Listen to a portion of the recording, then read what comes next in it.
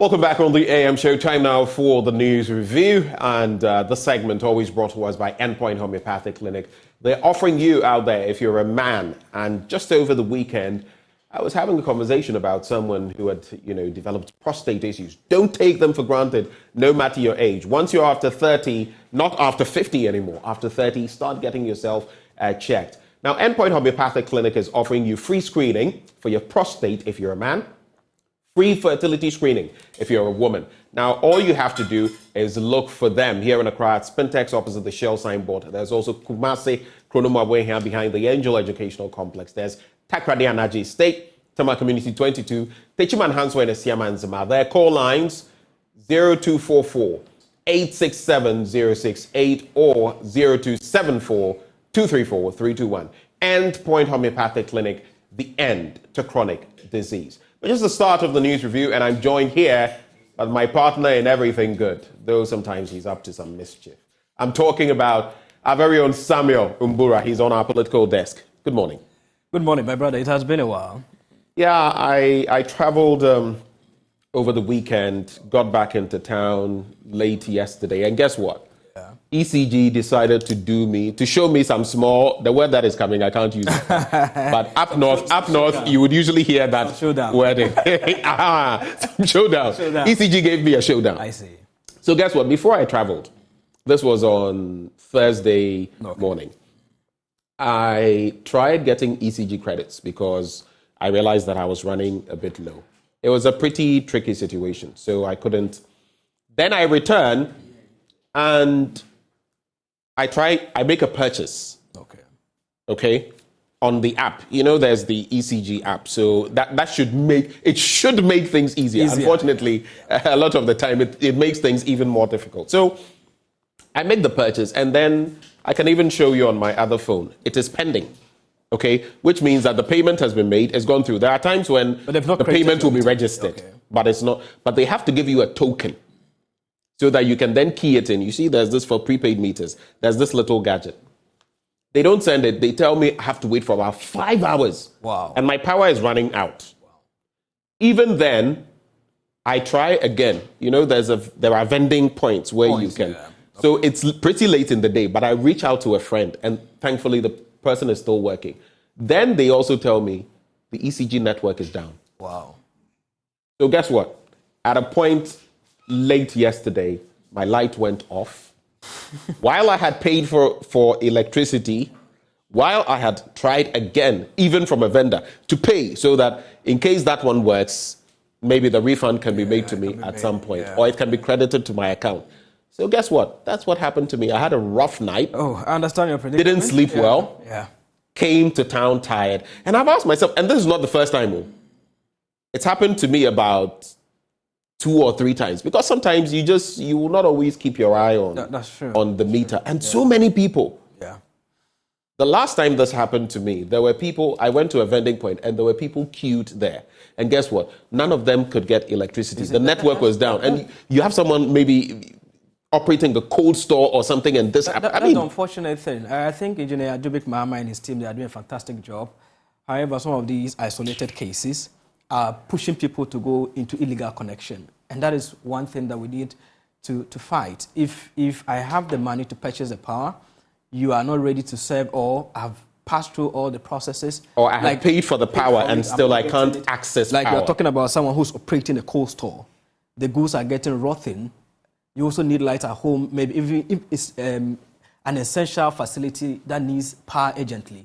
What happens? We only hope that Engineer Dubik Mahama and his team will continue upgrading the system to make it more easy. Because I understand that is peculiar to some of the meters and all that. I was told that somewhere in May they brought in some new meters and they were supposed to be phasing some of them out. So I just hope that in the course of time they are able to solve this issue. You are not the only one with this. Many people have been raising. No, I know, because when I go to the vending points, I see people come with similar problems. So imagine what is happening to, and indeed, Dubik Mahama, especially in recovering funds owed to the ECG and all of that, he's doing a yeoman's job. But in some of these instances, when I have paid you, what irks me is that the app is supposed to make things easier. It's making things difficult. That's unfortunate. Because then I would have rather, instead of go home, I would have rather maybe passed by a vending point to make the hard payment. But even then, guess what? That too wouldn't have worked because the network was down. Okay. Every day, ECG's network is down. Before we get into papers, Benjamin, one other important issue, we have been talking about the Drive Safe campaign. Yeah. I've been off for about 2 weeks, and I used the Accra-Kumasi highway often. And what I can say is that the indiscipline, the impatient driving on that stretch of the road is becoming alarming. At a point, it was raining, and there was a slow movement on the road. And unfortunately, someone came and hit my back bumper. Whoa. When you realize all of us had already slowed down, waiting for the traffic to move, then we'll go, someone was overspeeding on that stretch.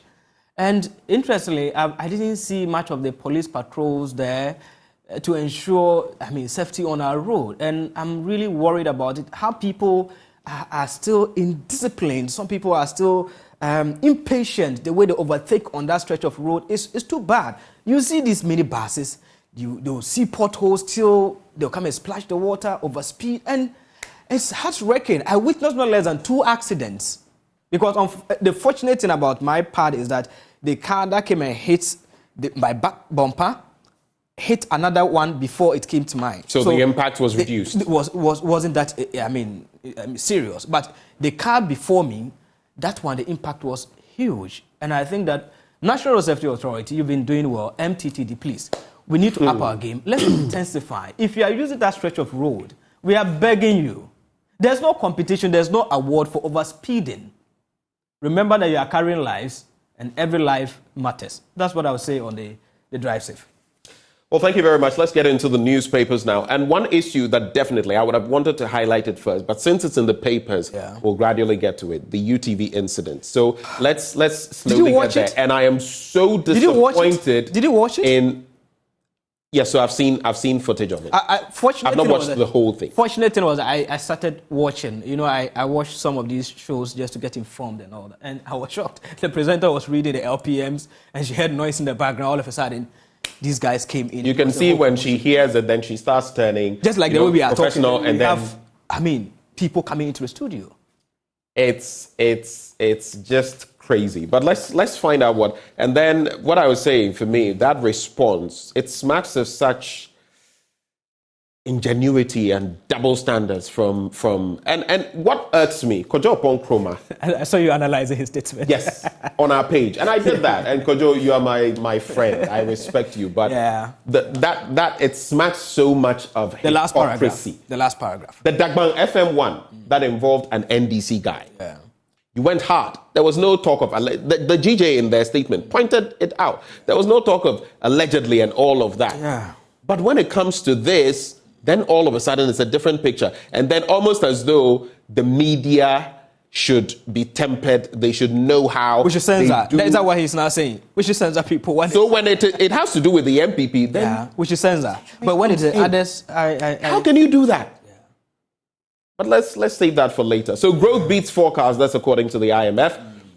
Fund to revise target upwards. Now the IMF has given a thumbs up to the country's recovery, saying growth this year has proved more resilient than initially anticipated. Now, quote, although all the challenges are not going to be solved overnight and there is still a lot of work ahead, what makes us very optimistic is that these actions are already generating positive results, the IMF Ghana Mission Chief Stéphane Roudet said.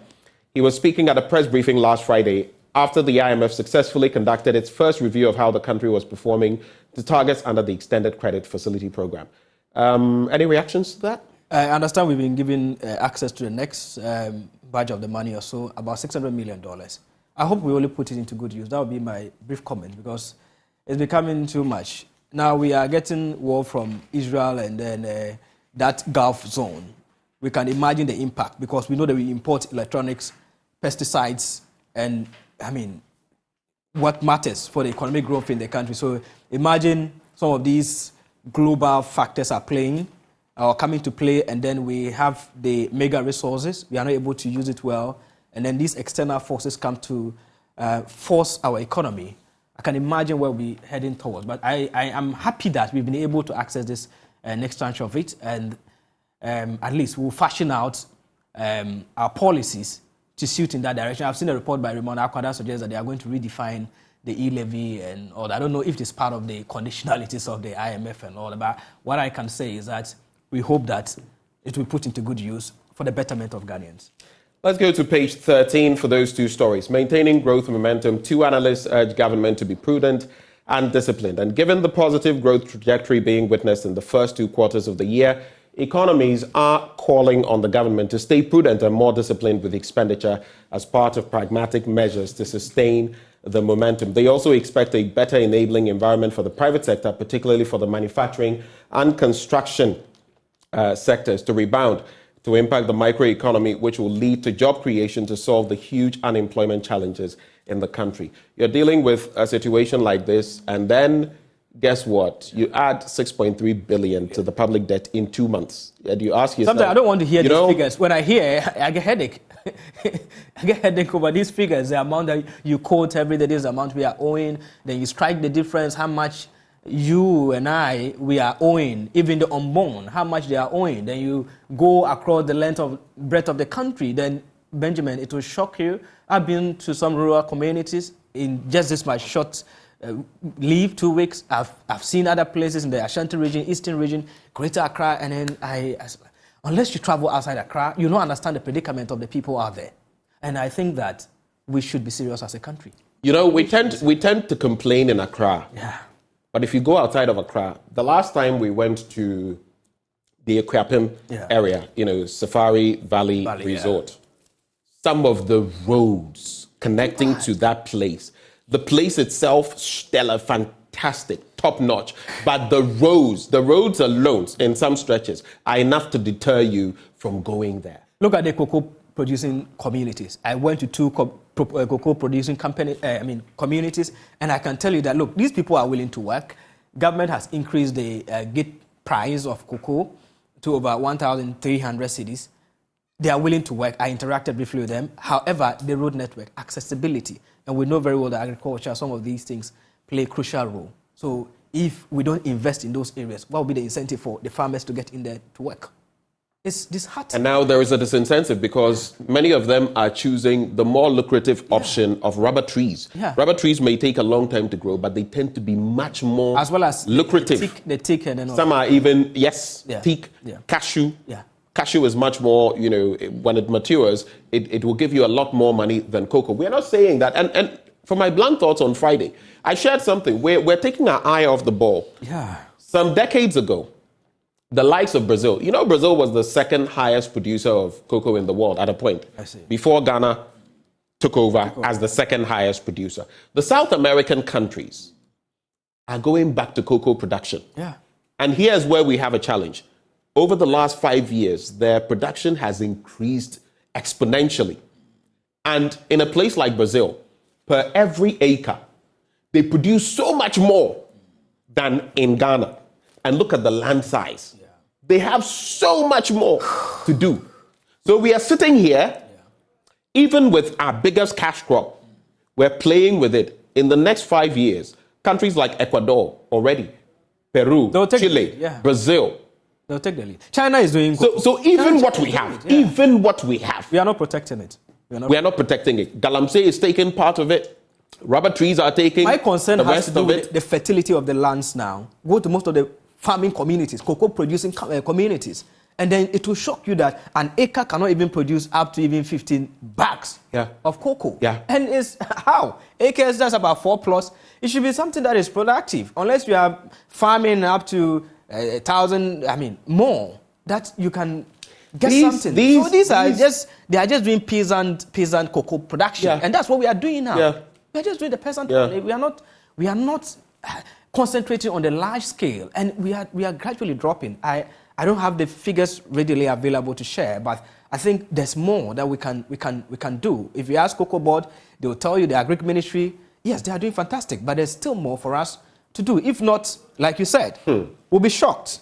We'll be shocked in the years to come. Even the Chinese have produced a little bit, and we are saying, their climate, and it's just a small bit. Well, I guess we want to play with fire. Because even what you have, you're not managing. Managing as well. You're not managing. And other countries have, better environments and everything. But let's see how it goes. But my final story, police arrest 16 for invading UTV, and the police have picked up 16 suspected hooligans for allegedly invading the studios of Accra-based United TV or United Television. So that's the television station, to interrupt a live program last Saturday night. A statement issued by the police yesterday said the 16 persons were arrested following a complaint by the owners of UTV, Despite Media Group, and the Ministry of Information. The police said the suspects were assisted with investigations. You know what's funny?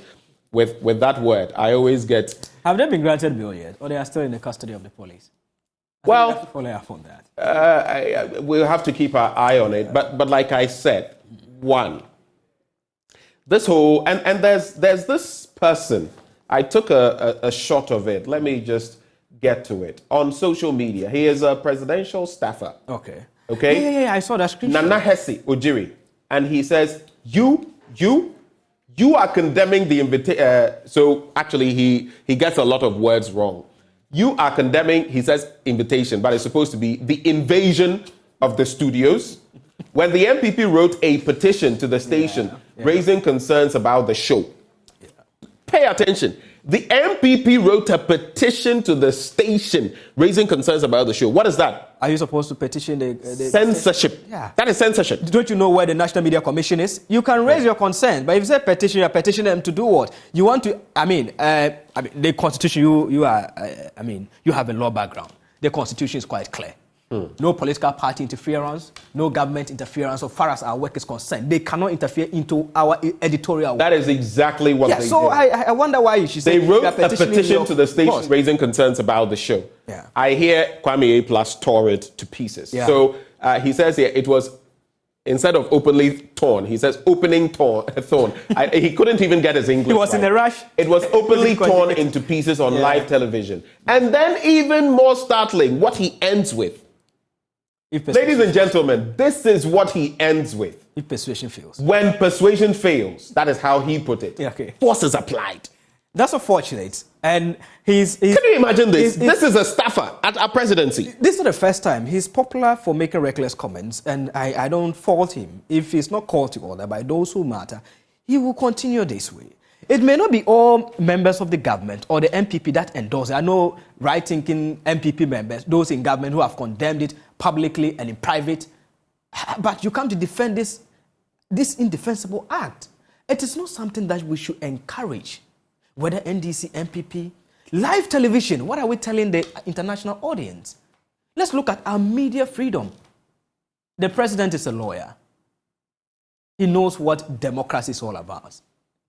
He shouldn't. Knowing and doing are two Mr. President, some of us admire you a lot, but this is not the trajectory we want us to go as a country. At least you assured us that if you come into office, some of these things will not happen. That is what we are expecting to see. Give us a serene environment to operate as a media. Let us not be working whilst I'm discussing with you in the studio with a backup or at the back of my mind that someone is waiting outside there and possibly can invade the studio. It's too bad. Comments from Nana Hesse should not, the party, they should call him to order. It's rather unfortunate. I think upon a sober reflection, Nana, you are human. Come and render an unqualified apology. And you know the post is still there. It's not been taken down. Drop it. Just put it. It's not been taken down. It is still there. It's unfortunate and in bad taste. It should not be countenance at all. Just do the needful. You are human. And we are living peacefully as Ghanaians. Let's not use politics to divide us. Let us not draw the line between politicians and the media. We are stakeholders. And since we are stakeholders, we must work hand in hand. You should not make us enemies to your supporters. Comments like this ginger your supporters up to come and attack us. And I think it is unfair. It shouldn't end here. If possible, the police should invite him for some of these unsavory comments. It's not good for a democracy like this. I guess when the shoe fits on the other foot, it is very different. And that brings me to the final matter, the concluding part of the Information Ministry's statement. Yeah. If you have the statement, we all do. I have it here. I want to rather take the GJA's response because then it talks about how it is in poor taste. Kojo, what you put at the end of your statement from the Information Ministry is like saying, oh, someone has been raped, but you know what? Next time, dress well. You've been raped. Yeah. You have no business to rape anybody. Yeah. But someone has been raped, and then your ending is, you know what? By you two, you should have dressed well. Yeah. If you are condemned, that is how the last paragraph. Do you have a statement? Yeah. The Information Ministry. I want you to read the last part. If you are condemning it, condemn it outright. I want you to read the last part. And that is what make it a point. Like, I mean, it's nothing. You don't make it conditional. Yeah, because if you make it conditional, it doesn't show that you are really exactly condemning the act. In fact, A+, if you read the Daily Graphic story, while the said letter complained about the biased manner in which panelists on the show were selected, among others, A+ argued that the letter was needless since that entertainment show was not a political platform. And even if it's a political platform, you have no business going there to do that. Then, Mr. Information Minister, you put out this statement, and there are some times that we've seen you sneak in such bits. They are in sour taste, very poor taste, Kojo. We suggest that you desist from them, because that was not the way you responded when the Dagbang FM situation came up, when an NDC person was involved, and we all condemned it. Yeah. But in this instance, these 30 people or so are involved, and then you attempt to whitewash it and throw it back to us. That we owe it as a responsibility to the media, as a media, to. Anyway, let's go ahead with. All right. Unfortunately, I've not got a statement here, but we'll definitely do. I'll look for it, and I'll bring. All right. So the Daily Guide comes with the picture. The big story there is Ken angry against MPs. He claims that there are MPs that he has been supporting all this while, and then they have ganged against him to support a particular candidate, and for that matter, he is no longer going to support them. That's the biggest story there. Second story is the UTV one, 16 arrested over UTV invasion. MPP releases election album to aspirants. You know, the last meeting we had with them, they said they were going to release it on the 4th. They have gone by that, and then they have given the album for them to go through. If you have concerns, you raise them before they go into the main Congress in November. Mahama defends Asedin Ketia's cool comments there. Baumia celebrates 60th birthday with orphans in the Ashanti region. He's 60 years now. Yeah, he's 60. Yeah. He turned 60 over the weekend. Yeah.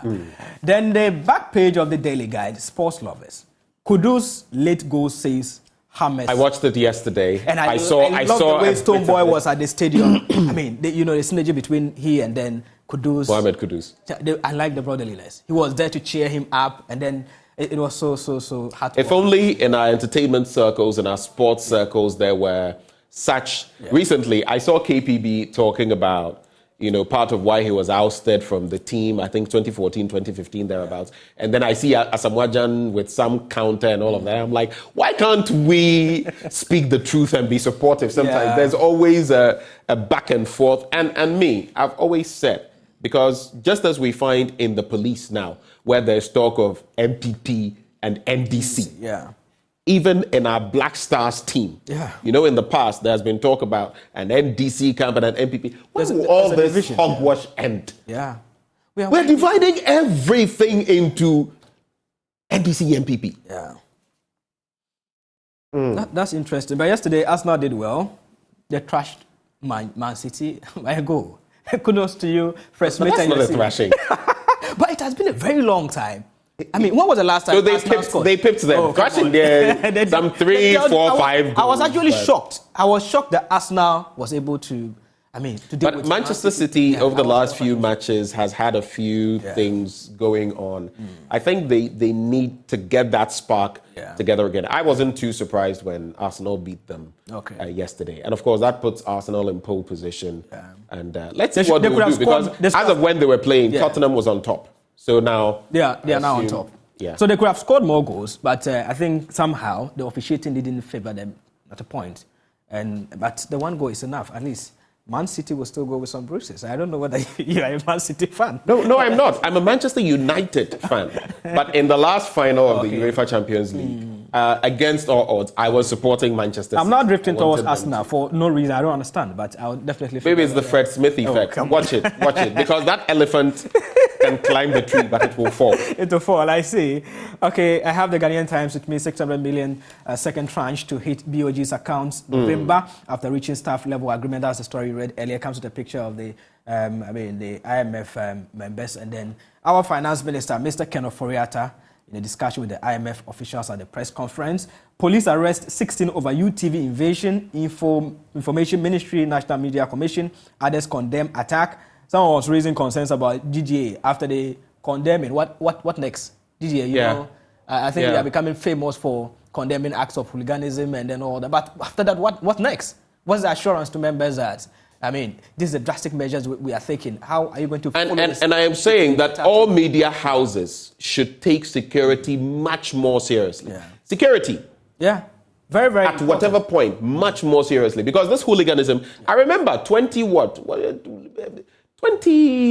remember the Owusu Bempa? I'm talking of the pastor. The pastor, yeah. You remember that one? Yeah. XYZ also. Yeah. Other subsequent ones that followed, then we have the one in Adan, Radio Adan, Dagman FM, and all of that. I mean, there's been a plethora of these incidents over time. Yeah. We can't keep talking about them. People can't keep... Recently, one of those who got assaulted, I think, lost his life. Yeah, he lost his life. He was in court, like, I think he was in the grips of the police for allegedly reporting fake news about some operations there and all that. But I have the statement of the Information Ministry now. The end.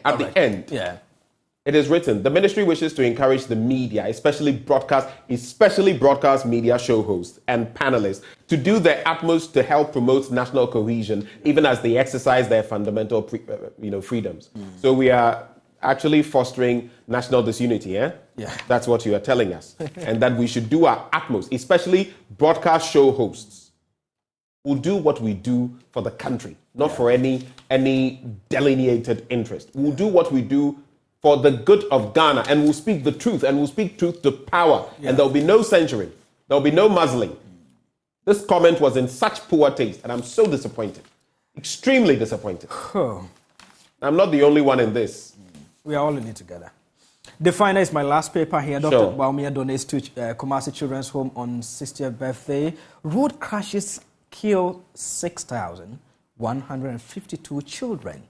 Experts demand mandatory use of child restraint and seatbelts. Most parents are, sorry to say, are reckless.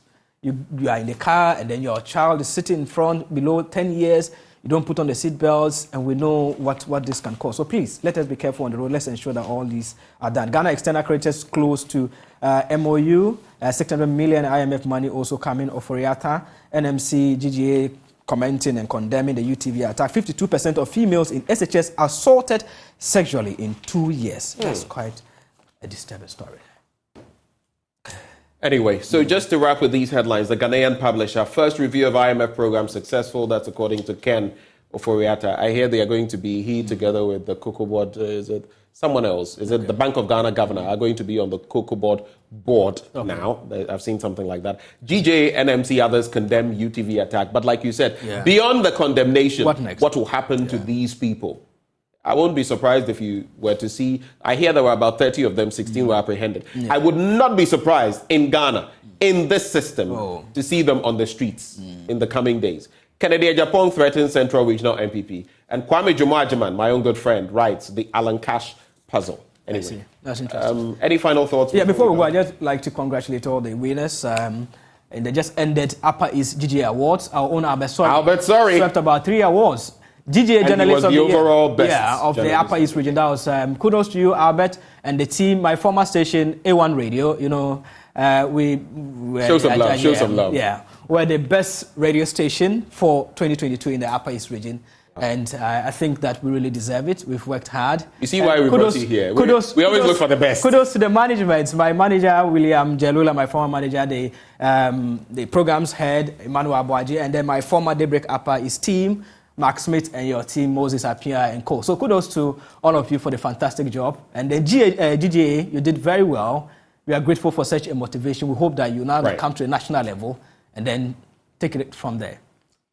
Well, Samuel Mbura, my colleague on the political desk, joining me for this news review. Albert, we salute you. Well, right before we go, Endpoint Homeopathic Clinic helping us bring you this segment. They're offering free prostate screening, free female fertility screening. Locate them here in Accra at Spintex, opposite the Shell signboard. Kumasi Kronuma here behind the Angel Educational Complex. There's Takrade Anaji State Tema Community 22, Techiman Hanswa and Siaman Zama. Their call lines 0244 867 068 or 0274 234 321.